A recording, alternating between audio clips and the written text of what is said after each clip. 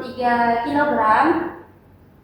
Dan besaran zakat yang harus dibayarkan apabila diairi dengan air hujan atau sungai, yang artinya tidak menggunakan biaya dalam bertani, maka besaran yang harus dikeluarkan ada 10%. Namun apabila dalam bertani ini diairi dengan cara disiram atau diirigasi, maka petani akan menggunakan biaya, maka besaran yang harus dikeluarkan yaitu 5%.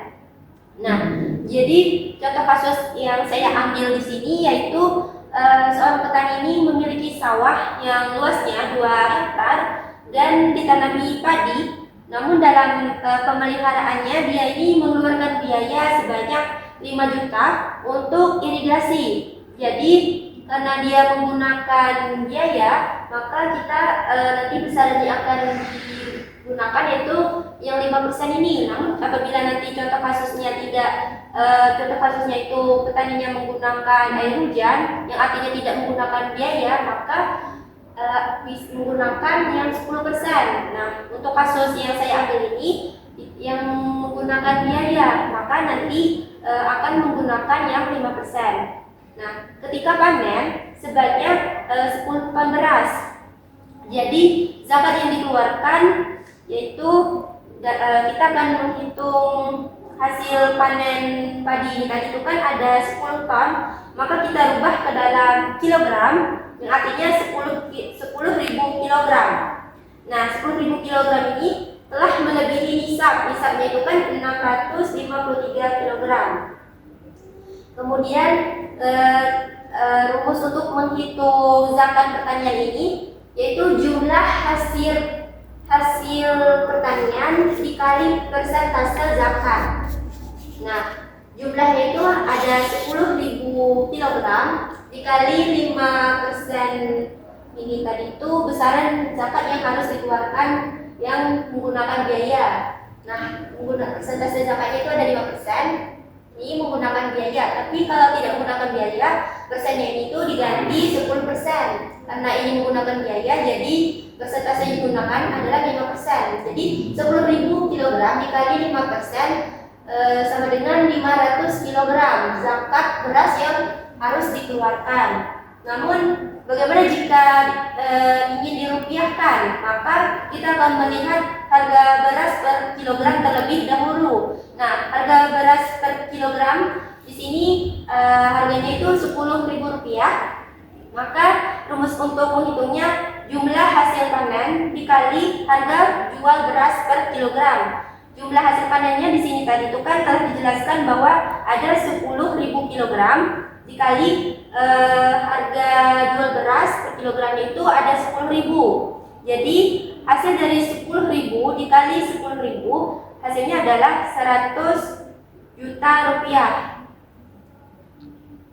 Jadi sehingga 100 juta rupiah ini dikalikan lagi dengan besaran zakat yang ingin dikeluarkan. Nah, besaran zakat ini juga menyesuaikan dari hasil pertanian tadi itu mengeluarkan biaya atau tidaknya.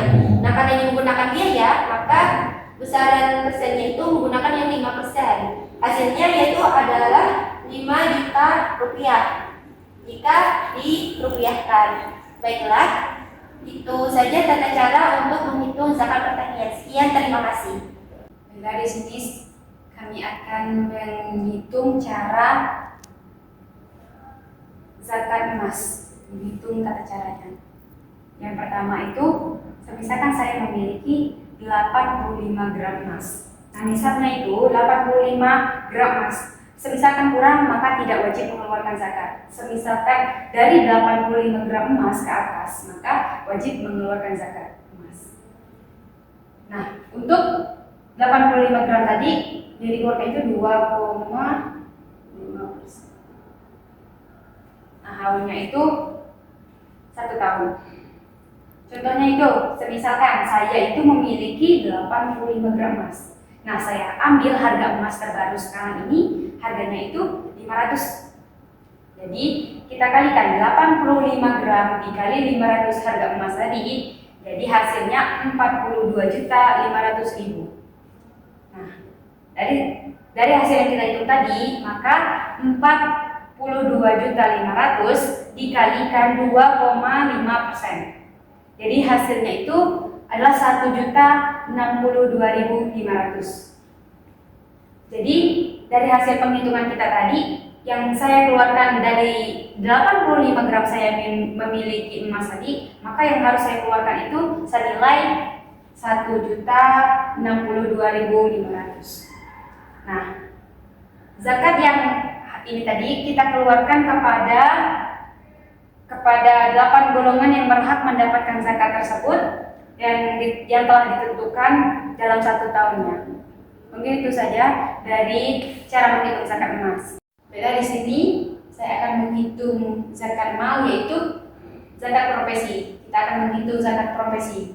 Nah, misalkan penghasilan bersih yang saya miliki itu 3.540.000 dalam 1 bulannya. Saya itu misalnya bekerja. Nah, dapatlah penghasilan ini, hasil bersihnya itu 3.540.000 dalam 1 bulannya. Nah, kemudian zakat yang dikeluarkannya itu, jadi zakat yang saya keluarkan itu setara dengan 85 gram emas.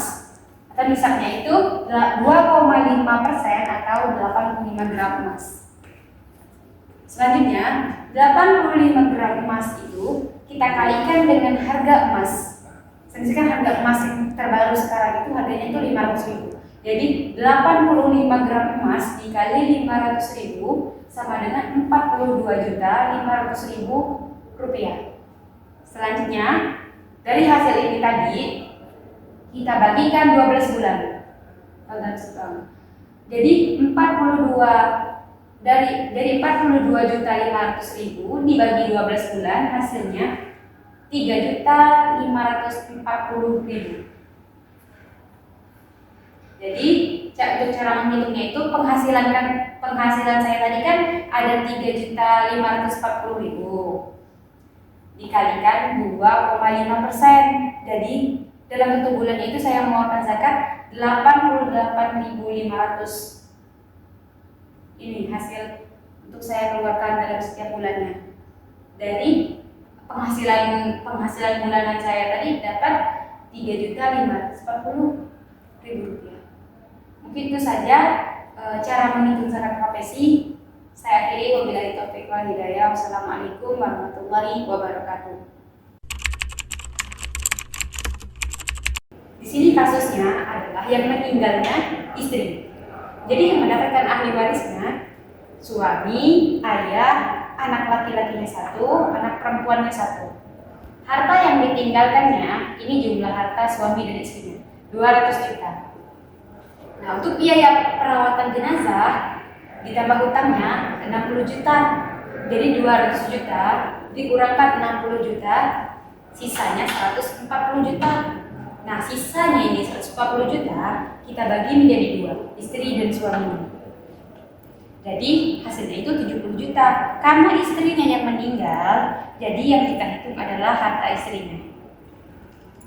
Karena angka masalahnya itu 12, untuk menghitungnya itu 12 dibagi 4 dikali 1. Jadi hasilnya 3. Nah, untuk menghitung suaminya ini berarti 3 dibagi 12 dikalikan 70, hasilnya 17 juta. Sedangkan yang ayah 12 dibagi 6 dikali 1 sama dengan 2. Jadi 2 dibagi 12 dikali 70, hasilnya 11.600.000. Jadi kita bulatkan menjadi 12 juta. Nah, untuk anak laki-laki dan perempuan, sisa dari hitungan tadi kita asobahnya itu ada 7. Jadi untuk menentukan asobahnya itu karena angka masalahnya tadi 12, jadi untuk menyampaikan angka 12 tadi maka harus ditambahkan menjadi 7. Jadi asobahnya itu 7. Nah, untuk cara menghitungnya adalah 7 dibagi 12 dikali 70 sama dengan 40.800.000. Kita bulatkan menjadi 41 juta. Nah, karena anak laki-laki mendapatkan lebih besar dibandingkan anak perempuan, maka kita anggap karena tadi anak laki-lakinya 1 dan anak perempuannya 1, maka kita anggap hitungannya itu 3 anak. Nah, sisanya tadi kan 41 juta, kita bagikan menjadi 3. Jadi hasilnya itu 13.600.000. Nah, kita bulatkan 14 juta. Jadi yang untuk mendapatkan ini warisan untuk anak perempuannya. Anak perempuan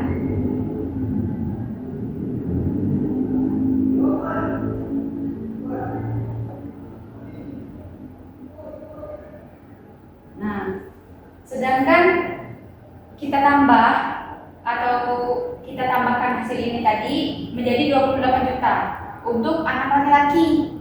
Jadi suaminya mendapatkan warisan 17 juta, ayahnya mendapatkan warisan 12 juta, anak laki-lakinya mendapatkan warisan 28 juta dan anak perempuannya mendapatkan harta warisan 14 juta. Jadi, beginilah cara untuk menghitung warisan yang meninggalnya tadi istrinya. Kasusnya itu berarti yang meninggal istrinya. Baiklah, untuk yang kedua dilanjutkan oleh teman saya. Baiklah, di sini saya akan menghitung kasus yang kedua dalam pembagian harta warisan, di mana kasus yang kedua ini seorang ayah meninggal dunia dan meninggalkan ahli waris berupa seorang ibu dan anak perempuan. Nah, di sini kita akan hitung data awalnya, yaitu pewarisnya ada suami, ahli warisnya ada istri, anak perempuannya 2, dan ibu. Kemudian untuk jumlah harta yang ditinggal ada 180 juta rupiah dan biaya pengurusan mayit ada 6.400.000 rupiah. Di sini kita akan menghitung langkah pembagian terlebih dahulu, di mana jumlah harta dikurangi dengan biaya pengurusan mayit. Jadi 180 juta dikurangi 6.400.000 rupiah, hasilnya 173.600.000 rupiah. Setelah mendapatkan hasil pengurangan ini, kemudian ini adalah total sekarang jumlah harta sekarang yang kemudian dibagi lagi menjadi harta suami dan harta istri. Nah, setelah dibagi 2, harta suami dan harta istri, tinggallah 86.800.000 rupiah. Nah, yang dihitung di sini harta suami yang totalnya 86.800.000 rupiah. Kemudian kita akan menghitung asal masalah terlebih dahulu. Di sini istri mendapatkan 1/8 bagian, sedangkan untuk ibu 1/6 bagian dan anak perempuan mendapatkan 2/3 bagian. Jadi kita akan menghitung asal masalah dari 1/8, 2/6 dan 2/3 adalah 24. 1/8 ini dari istri, 1/6 ini dari ibu, dan 2/3 ini dari anak perempuan. Nah, 24 ini dihasilkan dari penyebut 8, 6, dan 3, dan didapatkanlah hasilnya 24. Sehingga jika dihitung bagian dari istri, ibu, dan anak perempuan, 1/8 bagian ini dikali 24 yang tadi, sehingga didapatlah 3. 1 dikali 24 dan dibagi 8 hasilnya 3. Kemudian untuk bagian ibu 1/6 dikali 24 didapatkan hasilnya 4 bagian. Kemudian untuk anak perempuan 2/3 dikali 24 sama dengan 16. 16 ini dibagi 2 karena anak perempuannya itu tadi ada 2, sehingga hasilnya adalah 8 bagian. Kemudian langsung ke total pembagian harta. Untuk bagian istri ini 3/24 dikali 86.800.000 rupiah. Nah, 3 ini didapatkan dari asal masalah tadi itu ada 3 bagian. Kemudian 24 ini dari menyebut dari 8, 6, dan 3 tadi. Nah, kemudian 3/24 dikali 86.800 rupiah, hasilnya 10.850.000 rupiah untuk bagian yang didapatkan oleh istri.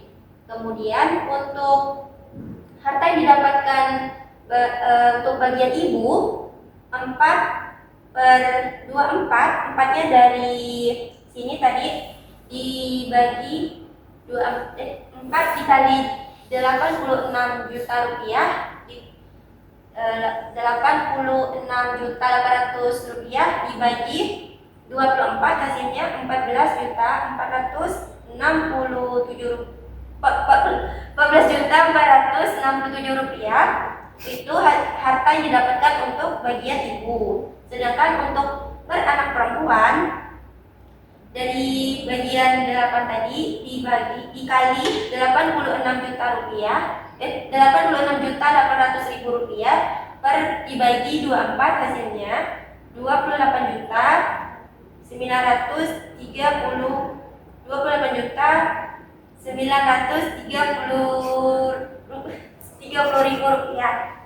Nah, ini didapatkan oleh setiap anak perempuan. Jadi setiap anak perempuan itu mendapatkan bagian 28.930.000 rupiah. Mungkin itu saja tata cara menghitung kasus yang kedua dalam penghitungan dalam pewarisan. Baik, sekian, terima kasih.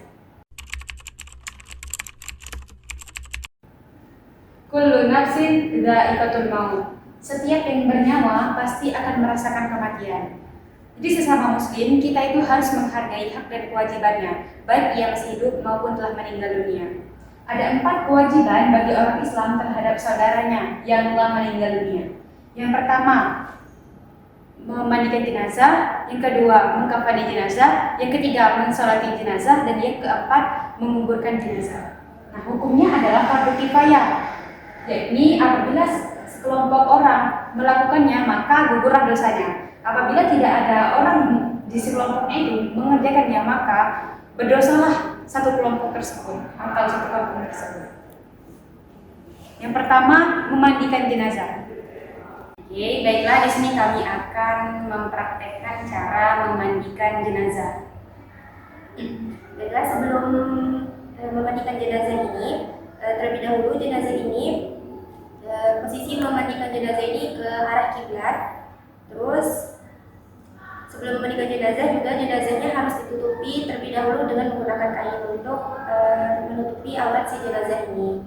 Terus sebelum memandikan jenazah juga ada beberapa hal yang harus dipersiapkan seperti air bersih, air bidara, dan juga air kapur barus, dan juga kapas serta sarung tangan untuk membersihkan kotoran yang ada di dalam perut si jenazah ini. Terus kita langsung saja ke praktekannya. Kemudian kita akan memandikan si jenazah. Nah, sebelum memandikannya itu harus membaca niat terlebih dahulu. Kalau untuk si jenazah laki-laki, niatnya yaitu nawaitu ghusla lihaza mayyiti lillahi ta'ala. Kalau untuk si jenazah perempuan, nawaitu ghusla lihazihil mayyitati lillahi ta'ala. Terus selanjutnya kita akan ke tahap pemandian si jenazah. Selanjutnya, sebelum memandikan jenazah ini juga, kepala jenazah ini harus lebih tinggi posisinya dibandingkan posisi tubuh si jenazah, biar ketika kita menyirami si jenazah ini dengan airnya itu tidak masuk ke dalam rongga hidung maupun mulut si jenazah. Nah, kemudian kita langsung saja memandikan si jenazah ini terlebih dahulu. Terus memandikannya itu menggunakan air bersih. Nah, untuk memandikan jenazah ini bebas boleh 3 kali atau 5 kali atau 7 kali. Yang penting dengan bilangan yang ganjil. Kemudian kita akan mulai membersihkan kotoran yang ada di dalam si jenazah ini. Nah, membersihkan kotoran ini itu bisa menggunakan sarung tangan. Nah, saat membersihkan membersihkan perut si jenazah ini ditekan-tekan tapi tidak boleh keras, pelan-pelan saja agar tidak menyakiti si jenazah ini.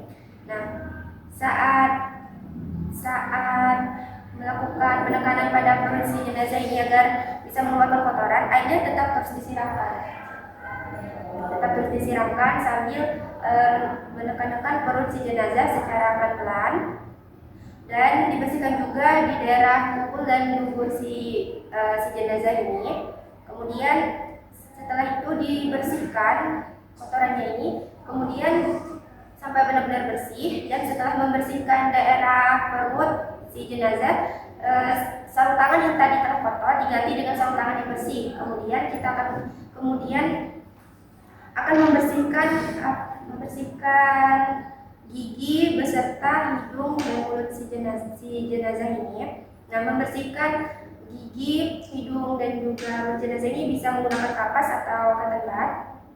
Nah, saat membersihkan hidung dan juga mulut si jenazah ini, airnya juga harus terus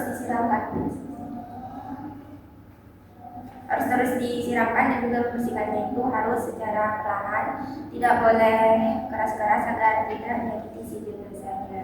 Nah, jika kapasnya sudah kotor, maka harus diganti lagi dengan kapas yang baru dan bersih. Dan jika misalnya di daerah permukaan wajah si jenazah ini kotor, juga harus dibersihkan sampai benar-benar bersih. Nah, saat pelaksanaan pembersihan ini, kepala jenazah ini juga harus lebih tinggi dari posisi tubuh si jenazah agar mulut beserta luar hidungnya itu tidak kemasukan air dan tidak menyakiti si jenazah. Kemudian setelah melakukan pembersihan istinja pada si jenazah, selanjutnya itu kita akan menyiram si jenazah ini dari kepala sampai ujung kaki sampai 3 kali. Menyirami jenazah dari sebelah kanan ini juga 3 kali. Terus sebelah kiri jenazah juga 3 kali. Nah, penyiraman jenazah ini boleh 3 kali, boleh 5 kali, maupun 7 kali sesuai dengan kebutuhan. Yang penting bilangannya harus ganjil. Dan setelah itu baru membalikkan tubuh jenazah, menyirami punggung si jenazah ini dari yang kanan terlebih dahulu. Nah, dari belakang sampai 3 kali juga. Kemudian baru ke punggung jenazah yang sebelah kiri. Nah, ini juga sama dari belakang sampai 3 kali. Terus setelah itu baru menyirami si jenazah ini dari kepala sampai ujung kaki. Dan di sini saya harus membersihkan jenazah ini dengan sabun. Nah, membersihkannya juga harus tetap ditutupi dengan kain agar bisa menutupi si aurat si jenazah tadi. Nah, membersihkan dengan sabun sampai kakinya. Nah, membersihkannya ini juga harus pelan-pelan, tidak boleh kasar. Setelah itu baru disiram dengan menggunakan air kapur bagus sampai 3 kali dari ujung kepala sampai kaki. Terus baru diganti dengan air daun bidara. Nah, ini juga sama dari ujung kepala sampai ujung kaki sampai 3 kali. Nah, kemudian kita akan setelah melakukan pembersihan istinja, kemudian pemandian si jenazah, yang terakhir itu menguduhkan si jenazah ini. Nah, menguduhkan si jenazah ini dilakukan menggunakan air bersih. Nah, untuk melakukan wudu ini ada niatnya. Kalau niat untuk si jenazah laki-laki, nawaitul wudu lihaza maiti lillahi ta'ala. Sedangkan kalau untuk perempuan, nawaitul wudu lihazihil maitati lillahi ta'ala. Nah, baru kemudian membersihkan muka si jenazah ini. Sunahnya itu 3 kali. Nah, 3 kali. Kemudian langsung ke tangan kanan si jenazah 3 kali. kemudian ke tangan kiri si jenazah sampai siku. Kemudian baru ke kepala. Setelah ke kepala baru ke telinga. Telinga ini telinga kanan dan juga telinga kiri. Kemudian baru yang terakhir itu ke kaki si jenazah. Baik dari kaki kanan dan juga kaki kiri. Nah, itu saja tata cara pemandian jenazah. Inilah tata cara pemandian jenazah. Mungkin itu saja, selanjutnya akan dilanjutkan cara mengkafani jenazah. Baiklah, di sini kami akan mempraktekkan cara mengkafani jenazah, khususnya untuk perempuan. Yang pertama, kita siapkan dulu, misalnya ini adalah kasur, kita siapkan kasur atau alat untuk tempat si mayat tadi. Nah, selanjutnya kita taruh talinya. Talinya ini digunakan sesuai dengan kebutuhan, jadi tidak ada batasnya. Di sini kami menggunakan 5 tali ikatan untuk si mayat ini. Nah, setelah diletakkan tali tali itu membungkus si mayat ini, kita akan meletakkan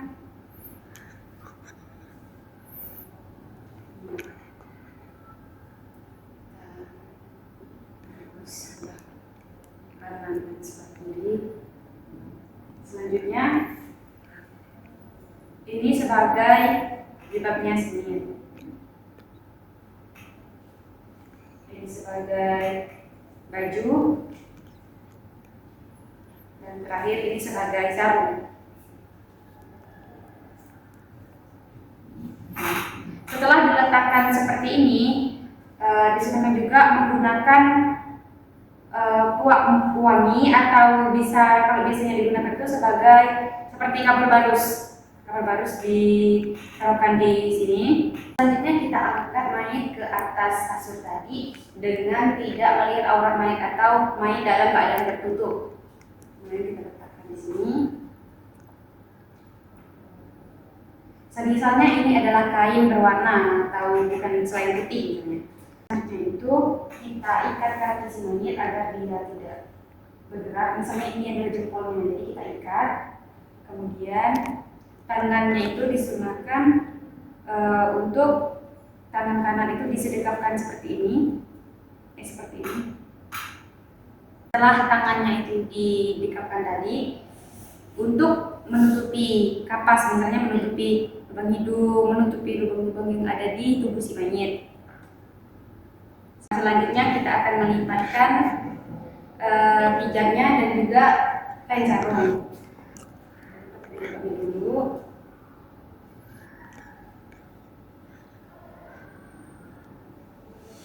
Kemudian sarungnya yang menutupi badan si mayat.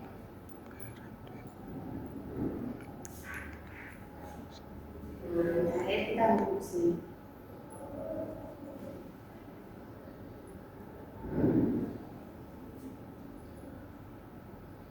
Apabila mayat sedang ihram, maka kita buka.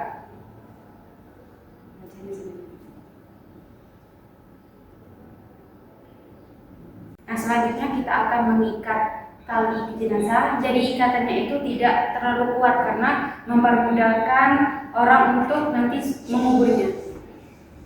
Tidak terlalu kuat kayak gini.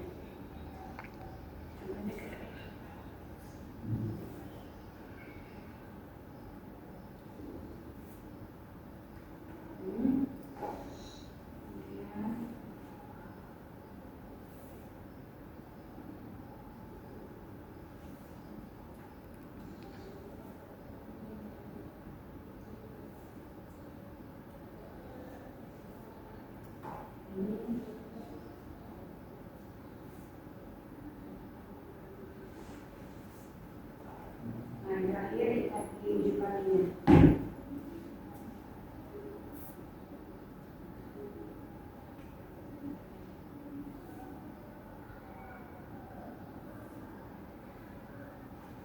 Nah, Mungkin itu saja tata cara mempraktekkan cara mengkafani jenazah.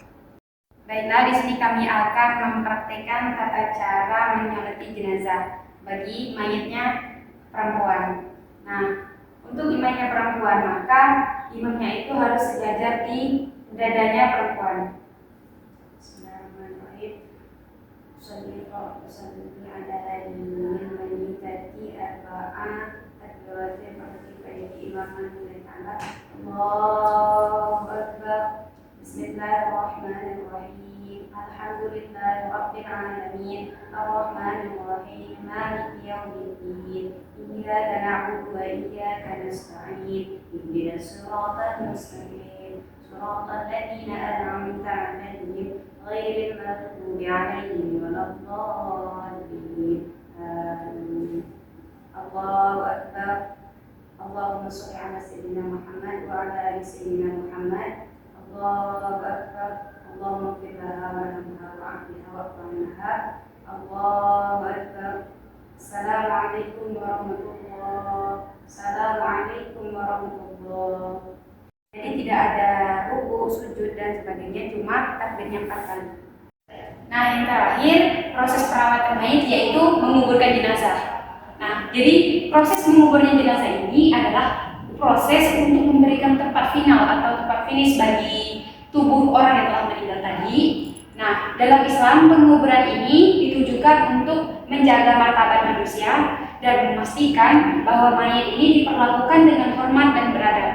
Jadi dalam Islam itu telah dijelaskan bahwa mengubur mayat ini dipastikan untuk tata cara untuk menghormati jenazah yang telah meninggal tadi.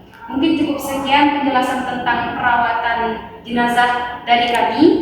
Kurang dan lebihnya mohon maaf.